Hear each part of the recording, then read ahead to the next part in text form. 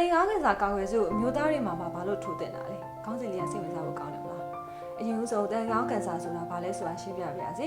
တိုင်ကောင်းဆိုတာတိုင်ကိုယ်တည်းရဲ့အောက်ဖက်တိုင်နဲ့အဝင်ထိပ်ဝါပိုင်းကိုခေါ်တာပါ Human Papilloma Virus ခေါ် HPV virus ပိုးကြောင့်ဆဲတွေအစမတန်ပွားများပုံစံပြောင်းလာနေအကျိုးအဆင့်ကနေကင်ဆာရောဂါကိုကူးပြောင်းလာတာပဲဖြစ်ပါတယ်အင်မတန်ကြောက်ဖို့ကောင်းတဲ့ရောဂါတစ်ခုပဲဖြစ်ပါတယ်ကျွန်မဒေါက်တာစိတ်မှာ social media ကနေကျန်းမာရေးနဲ့လှပဆိုင်ရာအကြောင်းအရာတွေကိုဟောပြောမျှဝေနေတဲ့ဆရာဝန်ဆိုင်ရာအကြောင်းပဲဖြစ်ပါတယ်ဒီဗီဒီယိုလေးမှာဆိုရင်တော့မြန်မာနိုင်ငံကအမျိုးသမီးတွေကိုဒုတိယသေဆုံးမှုအများဆုံးဖြစ်စေတဲ့ကင်ဆာဖြစ်တဲ့တိုင်ကောင်းကင်ဆာရောဂါနဲ့ပတ်သက်ပြီးသိထိုက်တဲ့အကြောင်းအရာတွေကိုမျှဝေပေးသွားမှာပဲဖြစ်ပါတယ်ဒီလိုကျန်းမာရေးနဲ့လှပဆိုင်ရာအကြောင်းအရာတွေကိုပုံမှန်သိရှိဖို့အတွက်စိတ်ရ YouTube channel လေးဖြစ်တဲ့ဒေါက်တာစိတ်ဆိုတဲ့ channel လေးကို subscribe နဲ့ notification လုပ်ဖို့လည်းမမေ့ကြနဲ့အောင်နော်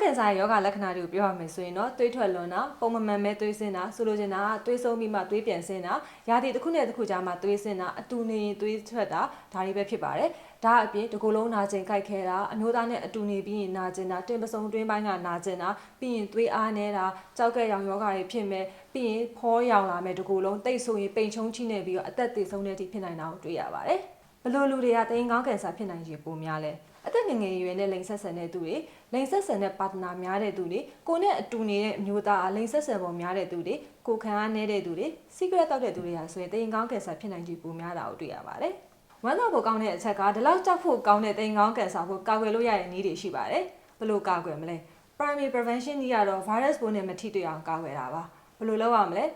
အသက်ငယ်ငယ်ရွယ်နဲ့လိင်မဆက်ဆံတဲ့တလင်တမယားစနစ်ကိုကျင့်သုံးမယ်လင်ကိစ္စတွေမှာစီကံရှိမယ်မရှောင်နိုင်ရင်ကွန်တုံးသုံးမယ်မိမိရဲ့အပြိုစင်ဘဝကိုထိမ့်သိမ့်မယ်ပြီးရင်တော့တိုင်ကောင်းကင်ဆာကာကွယ်ဆေးထိုးထားမယ်နောက်ထပ်လုပ်လို့ရတာတော့ဆေးလိမ်ငွေကိုမထိတွေ့အောင်ရှောင်မယ်တကူရည်တန်ရှင်းကိုဂိမ်းဆိုင်မယ် secondary prevention ကကြောင့်ယောဂဆဖြစ်ခါစားမှာကုတာtertiary prevention ကကြတော့ယောဂဆဖြစ်နေပြီဒါပေမဲ့စောစောတိစောစောကုမယ်ဆိုရင်အသက်မသေဆုံးအောင်အများကြီးကာကွယ်လို့ရပါတယ်အရေးကြီးတာကဆရာဝန်စီစောစောစီရောက်ဖို့လက်ဦးမှုရယူဖို့အရေးကြီးဆုံးပဲဖြစ်ပါတယ်မပေါ်ဖို့ဆေးမီတို့တွေကိုမလိုက်ဖို့ဖြက်လန်းနည်းတွေမသုံးဖို့ဆရာသတိပေးချင်ပါတယ်ပြီးရခါမှာဓာတ်ရောင်ကြီးကုတုံးနဲ့ပတ်သက်ပြီးတော့လည်းအစိုးရင်မလွန်ဖို့လည်းအရေးကြီးပါတယ်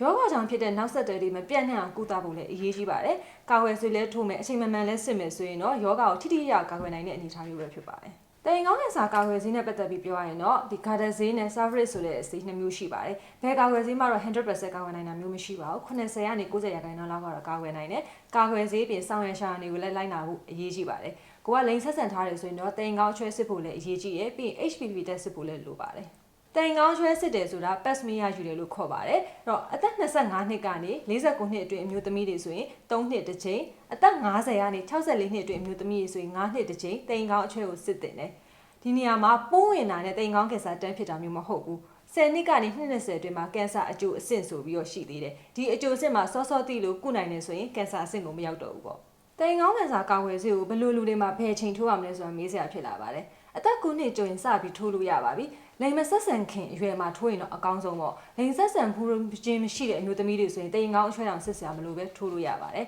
သူဒီအသက်54နှစ်အထိဒီဆေးရဲ့တရားမှုကရှိပါတယ်လက်မောင်းမှာထိုးရတဲ့အသားဆေးဖြစ်ပြီးတော့ဘေးထွက်ဆိုးကျိုးအင်မတန်နေပါတယ်တခါထိုးထားရင်ဆေးအာနေတင်သည်9နှစ်ခွဲထိကြာမြင့်နိုင်ပါတယ်ထပ်ပြီးတော့ booster ထိုးဖို့လိုမလို့တော့အခုလက်ရှိမှာလေ့လာနေတော့ပဲဖြစ်ပါတယ်ကာကွယ်ဆေးထိုးနေတော့ကိုဝင်ရှိလာတယ်ဆိုရင်ခဏရဲ့ကလေးမွေးပြီးရင်ဆက်ပြီးထိုးလို့ရတယ်နို့တိုက်မိခင်တွေလည်းထိုးလို့ရပါတယ်ကာကွယ်ဆေးထိုးပြီးပြီဆိုရင်တော့တခြားဘေးထွက်ဆိုးကျိုးတွေအများကြီးမရှိပါဘူး။ဒါမှနာကျင်တာတို့ရောင်ရမ်းတာတို့ကိုယ်လက်ကိုက်ခဲတာခေါင်းမူတာဖျားနာတာဒီလောက်ပဲဖြစ်တတ်ပါတယ်။တိုင်ကောင်းကင်ဆာကာကွယ်ဆေးရဲ့ကောင်းကျိုးတွေကတော့အမျိုးသမီးတွေမှာဆိုရင်တော့ယောနီကင်ဆာမိန်းမကွန်ကင်ဆာနဲ့အကျိုးအဆင့်မိန်းမကွန်နဲ့လိင်တန်မှာဖြစ်တဲ့ကြွက်နှုတ်ယောဂါတွေအပြင်အမျိုးသားတွေထိုးထားမယ်ဆိုရင်တော့လိင်တန်ကင်ဆာအာဂရင်းကင်ဆာဆိုကင်ဆာနဲ့ခုနပြောတဲ့အမျိုးသားတွေရဲ့လိင်တန်မှာဖြစ်တဲ့ကြွက်နှုတ်ယောဂါတွေကိုလည်းကာကွယ်ပေးနိုင်ပါတယ်။ဒါကြောင့်မလို့တိုင်ကောင်းကင်ဆာကာကွယ်ဆေးရဆိုရင်တော့အမျိုးသမီးတွေအပြင်အမျိုးသားတွေရောလိင်လူချစ်သူတွေမှာထိုးထားတဲ့ကာကွယ်ဆေးပဲဖြစ်ပါတယ်။အမျိုးသားတွေမှာဆိုရင်ကလေးအရွယ်ကလေးကထိုးပေးထားမယ်ဆိုရင်တော့အပြည့်အဝကာကွယ်ပေးနိုင်တာကိုတွေ့ရပါတယ်။တိုင်ကောင်းကင်ဆာနဲ့ပတ်သက်ပြီးတခြားသူတွေလည်းသိရှိသွားဖို့အတွက်ဒီဗီဒီယိုလေးကို like and share လုပ်ပေးထားအောင်နော်။ကျမနဲ့ပတ်သက်ပြီးတခြားသိချင်တဲ့အကြောင်းအရာလေးတွေရှိတယ်ဆိုရင်ဗီဒီယိုလေးအောက်မှာ comment လေးထားခဲ့လို့ရတယ်။ဆက်ရပြန်ပြီးတော့ဖြေကြားပေးသွားမှာပဲဖြစ်ပါတယ်။ဒီဗီဒီယိုလေးကိုအဆုံးထိကြည့်ရှုတဲ့အားလုံးကိုကျေးဇူးတင်ပါတယ်။နောက်ထပ်ဗီဒီယိုမှာလည်းပြန်ပြီးတော့ဆုံတွေ့ကြမယ်နော်။